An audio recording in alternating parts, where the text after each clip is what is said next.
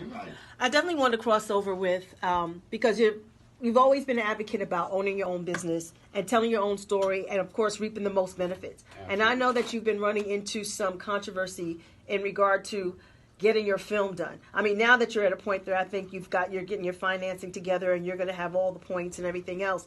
But can we talk about some of the obstacles that you ran into with maybe the studio heads and even some of the controversy with Snowfall and John Singleton? I mean, I didn't, I was out of jail a week, and I'm sitting in the top executives in Hollywood's office, and it was crazy to me, right? Like, how these dudes know who I was? I'm at Michael Linton's, Jeff Bird, Ori Emanuel, Spencer Boomer,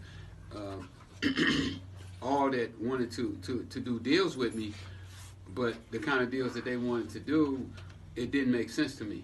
You know, it was like, your movie will be on the screen, but you'll still be standing at your mama's house.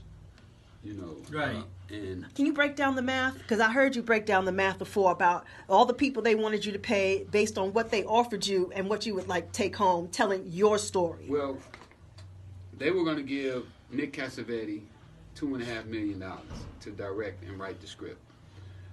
They offered me $800,000. They wanted me to hire a Hollywood lawyer, Nina Shaw, who wanted, I think she wanted $250,000.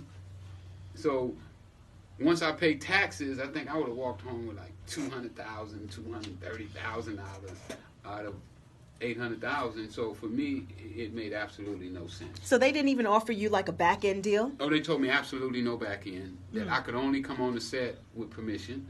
What? Yeah. And this is your story. It's my story. Like, we'll let you know when you come on the set.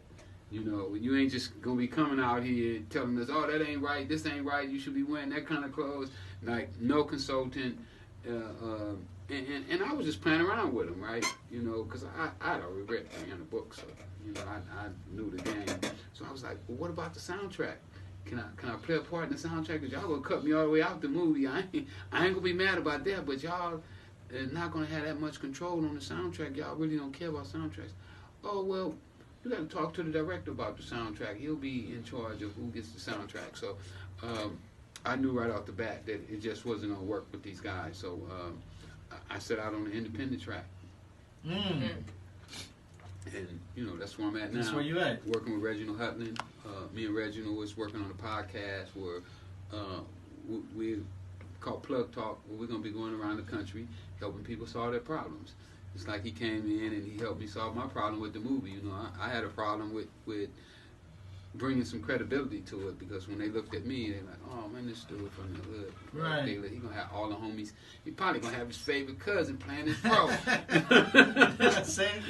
So I was just fortunate enough, that somebody bumped me into Reggie, and Reggie just was like, man, I'm the one that did your story on BET, American Gangster. Mm-hmm.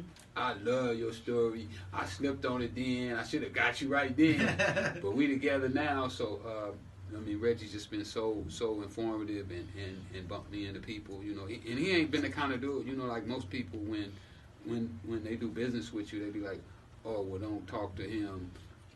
You go through me. Reggie's been like, man, get his number. Y'all talk as much as y'all want to. He straight put me with the people with the money, and I can call him right now and talk to him if I want to.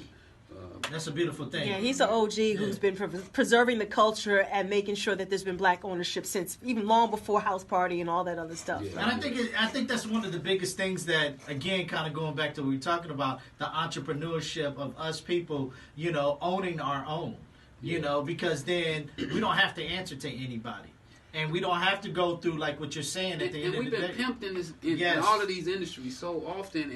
And to me, it's really crazy for you to get pimped and then you turn around and pimp your brother. You know what I'm saying? It's like, damn, the game, don't do to them what they did to you. Yeah. You know what I'm saying? Teach them better. You know what I'm saying? Because it's plenty to go around. And a lot of times, we get stuck on me, I, and in team, there's no me and no I. And then at the same time, though, Rick, let's truth be told, they offered you a nice check. To some folks, that's pretty damn big, and they would have took that check because they ain't never seen that before. Yeah. Well, for somebody who's never made $1 million Right. on their own, you know, without having to answer to anybody. You know, when I sold drugs, I could have quit anytime I got ready. You know, I could have took my little $3 or $4 million and say, you know what, I'm done, I'm gone, I'm headed to Jamaica.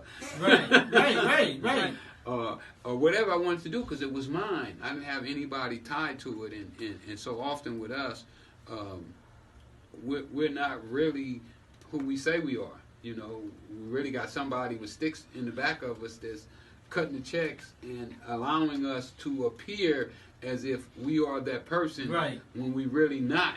You know, and I have that problem like with a lot of the black colleges. You know, I haven't spoke at a black college since I've been. Well, I spoke at Morehouse to the football team, but I haven't been able to go into a black college and speak to the students because most of the time the deans, I believe, are not qualified to be teaching kids.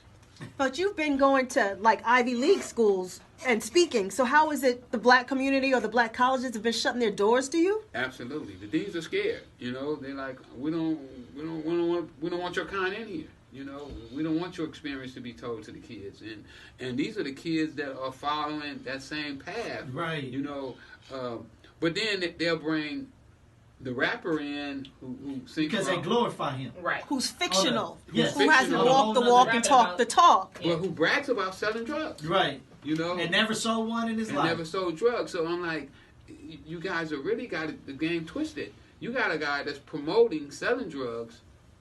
Then you got a guy who actually sold drugs and tell you that shit don't work. Right.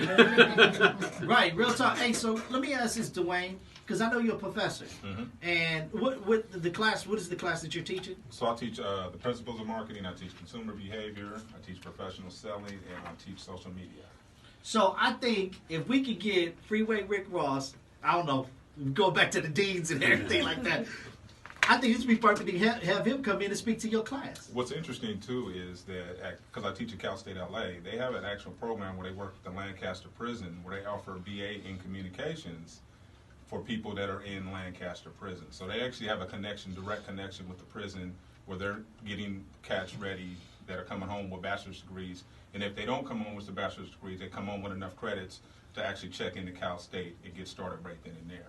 That's dope. It's amazing. I'm surprised they haven't reached out to Rick and had him up on the campus, but maybe that's something we could talk about, because I know the director and whatnot. But I think he'd be amazing because there's a huge Latino population that knows him well, knows the story, and can probably relate to both of our experiences. And I think So let's Connected just the shout dots. out all the HBCUs in this moment. Yeah. Get it together. If you don't find any value in what Freeway Rick Ross has to teach, you are crazy.